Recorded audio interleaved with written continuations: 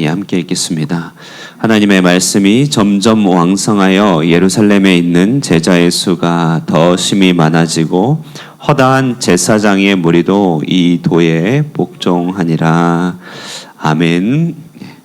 예, 우리 하나님께서 지난 한 주의 모든 수고들 가운데 또 크신 열매로 또 함께 하심으로 여러분에게 복을 주시기를 주님의 이름으로 축복합니다. 아멘. 소설 안나 카레리나라고 하는, 아침에 발음이 안 되네요. 잠이 아직 안 깼나봐요. 소설 안나 카레리나라는 책은 그의 책 전체의 스토리보다 그 책의 첫 줄로 더 유명합니다. 소설의 첫 줄에는 이런 말이 있죠.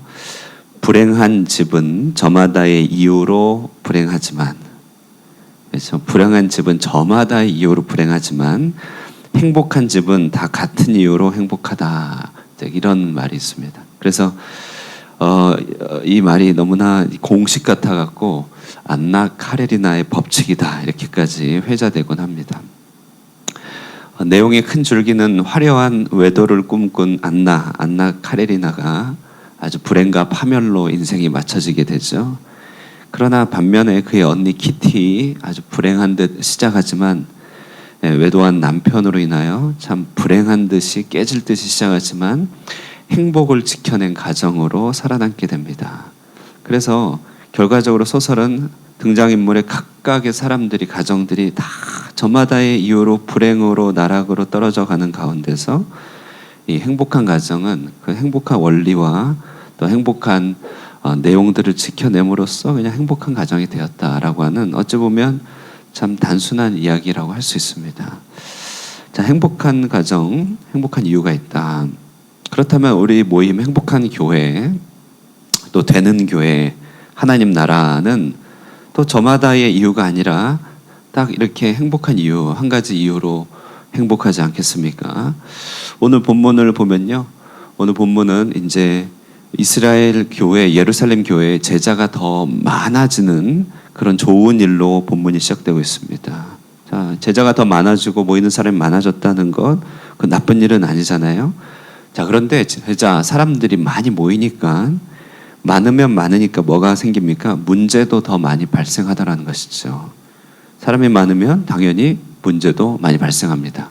가지 많은 나무에 바람 잘 날 없다. 당연한 것이죠.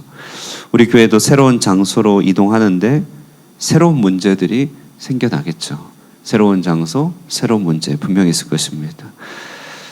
사도행전 6장에서는 그럼 어떤 문제가 생겨났는가 봤더니 1절에서 아주 간략하게 얘기했지만 정확하게 얘기했는데, 헬라파 유대인들이 히브리파 유대인들과 갈등이 생기면서 헬라파 유대인들이 매일의 돌봄에서, 오늘 본문 보면 봉사라고 돼 있는데 옛날 번역은 공궤라고, 섬기는 일, 봉사, 디아코노스, 디아코니아, 매일의 공궤에서 빠졌다는 것에서 헬라파 유대인들이 문제를 제기하고 나온 것입니다.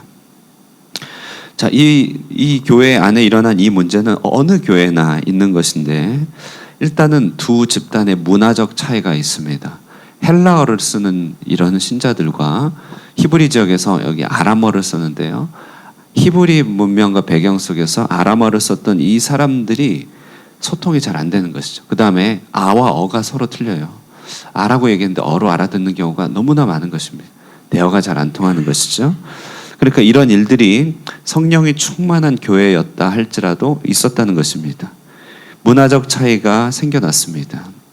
그러면서 이 일종의 목회적 공백이 생겨난 것이죠. 지금 이 12사도들은 다 히브리파 사람들이거든요. 그러니까 헬라파 사람들하고는 조금 약간 결이 달랐던 것입니다. 그리고 이들이 아무리 노력하여도 그 많은 사람들을 다 감당할 수가 없었고, 많은 일들을 감당할 수가 없었던 것이죠. 그리고 재미난 것은요, 교회 안에 일어나는 반목과 갈등의 최초 사건이 공개, 식탁의 일이라고 하는 것이 참 재밌습니다. 교회 안에 우리가 항상 보다 보면은 떡을 먹으면 된다, 간단하게 먹고 살지 하는 것과 교회에서 밥은 그래도 제대로 먹여줘야지, 이런 두 입장이 팽팽한데요, 이거 그냥 그러려니 넘어갈 문제가 아니라 어느 교회든지 항상 최초의 문제는 어떤 밥을 먹느냐가 항상 최초의 문제더라고요. 항상 그럼 우리가 밥 먹으러 교회 오느냐? 그 말도 틀린 말은 아니죠. 그러나 교회가 밥이 중요하지. 그래서 이 두 가지 문제가 항상 걸리는 문제입니다. 자, 그래서 이런 문제들이 있을 때 이 문제들을 어떻게 해결하면 좋습니까? 자, 이 문제에 있어서 알고 봤더니 그 이면의 사도들이 이 문제를 다 책임지고 감당하고 있었다는 거예요. 히브리파, 헬라파의 구제 문제, 섬기는 문제, 봉사 문제를 사도들이 여기까지 다 챙기고 있었는데, 그런데 이들이 하다가 중대 결단을 내리는 것입니다. 뭐냐면 하나님의 말씀의 손실이 이 섬기는 일로 말미암아 생겨났다. 그래서 오늘 본문 2절 한번 보실까요? 중대 결단하는 것이에요. 2절 말씀 읽겠습니다. 시작. 12사도가 모든 제자를 불러 이르되 우리가 하나님의 말씀을 제쳐놓고 접대를 일삼는 것이 마땅하지 아니하니. 사도들은 자신들의 이 공개, 그러니까 디아코노스라고 한 디아코니아라고 그러는데 이 봉사일에 깊이 관여하다 보니까 선한 동기, 선한 열심이었지만 뭐가 빠지냐면요, 그들이 꼭 감당해야 되는 핵심 직무, 말씀의 사역이 약해진다는 것이에요. 점점점 말씀의 사역이, 교회 숫자가 많아지고 할 일이 많아질수록 말씀의 사역이 약해진 것입니다. 왜냐하면 이것까지 신경을 썼어야 되니까 그렇죠. 자, 교회 안에 여러 문제들이 있었거든요. 외적인 문제가 있었습니다. 박해였습니다. 내적인 문제가 있었습니다. 그것은 아나니아 삽비라가 내적인 오염을 들고 왔던 것이죠. 교회는 지혜롭게 이 모든 일들을 감당했습니다. 그런데 이제는요, 좋은 일들 가운데서, 선한 일들 가운데서 문제가 생긴 거예요. 선한 일 하려고 하는 열심들, 선한 일을 하려고 하는데 문제 중에 문제가 생긴 거죠. 그것은 사도들이 말씀을 제쳐두고 봉사의 일을 감당하더라는 것이에요. 자, 이것은 교회의 문제 중에 문제였습니다. 교회가 말씀의 공동체, 다시 말해 성령의 공동체가 되는 것이 아니라 자칫 봉사단체로, 친교단체로 전락할 뻔한 일이 생긴 것이죠. 그래서 중대 결단을 한 것이에요. 자, 그럼 이 공백을 어떻게 해결하느냐 봤더니 바로 여기에서 직분이라고 하는 개념, 봉사자라고 하는 개념이 나오게 됩니다. 오늘 3절 보세요. 3절 보시면 너희 가운데서 성령과 지혜가 충만한 사람을 고르라 이렇게 얘기합니다. 자, 성령이 충만하고 지혜가 충만한다. 이 말은 말씀에 훈련이 되어 있다 이 말이죠. 그리고 삶의 교양과 사람을 사랑하는 마음으로 사람을 잘 섬긴다는 것을 말합니다. 성령과 지혜가 충만하다. 이것은 이제 내적인 자질이죠. 구비된 자질입니다. 그리고 너희가 택하라 이 말은 이제 외적인 소명입니다. 그들 가운데 봉사를 하고 싶다는 사람한테 맡기는 것이 아니라 외적으로 소명을 받는다. 그러니까 공동체의 편안한 인정을 받는 사람들을 그들에게 일을 맡긴다는 것이. 그리고 이들이 이 일을 받아들였을 때 그것을 하나님이 내게 주신 일로 알고 받아들인 걸 내적인 소명이라고 하죠. 자, 이게 중요한 것입니다. 정말 교회 안에서 중요하죠. 내적인 자질이에요. 그 자질, 외적 공동체가 편안하게 받아들일 수 있는 외적인 소명, 그리고 그가 그 일을 받아들인 내적인 소명. 외적인 소명만 있어도 일이 안 됩니다. 나는 하기 싫은데 너 해. 이런 일이 안 되죠. 내적인 소명만 갖고 열심히 일을 하면은 이상해집니다. 그렇죠? 아무도 맡기지 않았는데 내가 일을 한다는 것이죠. 그러면 좀 이상해지죠. 그래서 이렇게 문제를 해결하면서 이때부터 직분자를 선출하는 일이 이때부터 생겨난 것이죠. 이때부터. 그래가지고 7 집사를 탄생시킵니다. 최초의 집사 직분이 여기서 생겼는데 디아코노스라고 집사 직분 헬라어로 집사입니다. 이 집사의 직분 안에 여성형으로 되면 이제 우리나라에서는 이걸 권사로 이게 되는 것입니다.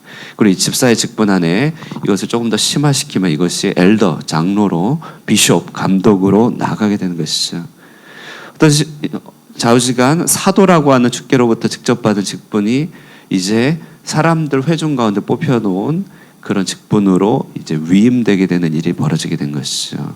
그래서 이 직분자들은요, 봉사자들은 다리입니다, 다리. 교회에 여러 문제들이 많으면 많을수록 영적인 방식으로 이 일을 잘 감당케 하는 것이죠.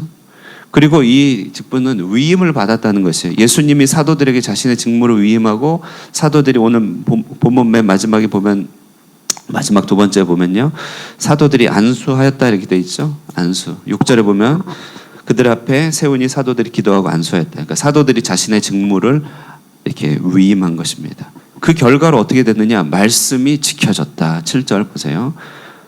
한번 읽어볼까요? 7절에 시작.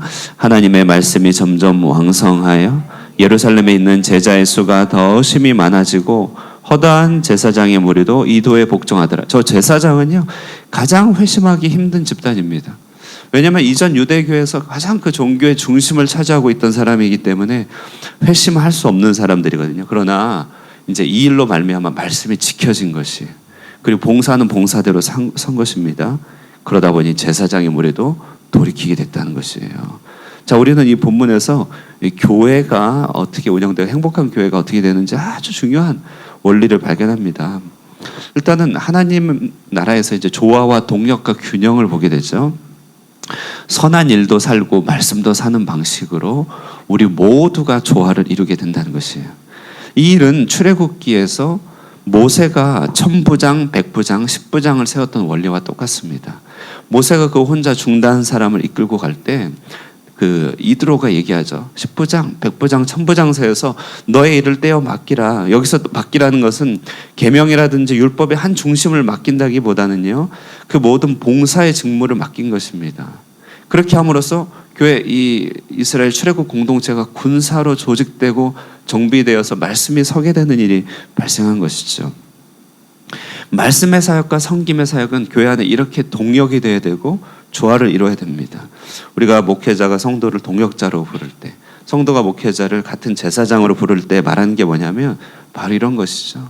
말씀은 말씀대로 서고 섬김은 섬김대로 설 수 있도록 좋은 브릿지와 또 함께하는 동력이 필요한 것이죠. 교회는 이렇게 말씀이 서고 봉사도 서는 좋은 조화가 살아있어야 됩니다. 그래서 우리가 봉사자들이 필요한 것이죠. 또한 여기서는요, 이제 전임 사역과 교회 봉사자의 성경적인 근거가 나옵니다. 저 같은 사람은 전임 사역자라고 하잖아요. 이제 가끔은 이제 교회를 다니다가 궁금할 때가 있어요. 왜 목사는 일을 안 하고 교회 일만 이렇게 하는가? 이런 질문 거의 뭐 말도 안 되는 질문이라 생각하면 교회 이미 짬밥도 있으시고 교회 생리를 아시는 것인데, 오늘 여기에요. 말씀과 기도에 전무하는 누군가가 필요한 거예요. 오직 여기에만 모든 책임을 감당하는 누군가가 있어야 모두가 다 혹 이렇게 지쳐도 그래도 누군가 한 사람은 말씀을 붙잡고 이렇게 새벽 기도라도 하는 사람이 있어야 된다는 거예요. 이게 말씀과 기도에 전무하는 사람이 있어야 봉사도 서고 하나님 나라가 서는 것이죠. 이런 의미에서 전임 사역자와 봉사자는 구분이 좀 있는 것입니다. 그러나 가장 중요한 것은요, 직분에 대한 선한 사모함들이 우리 모든 성도한테 있어야 됩니다. 직분에 대한 선한 사모함이요.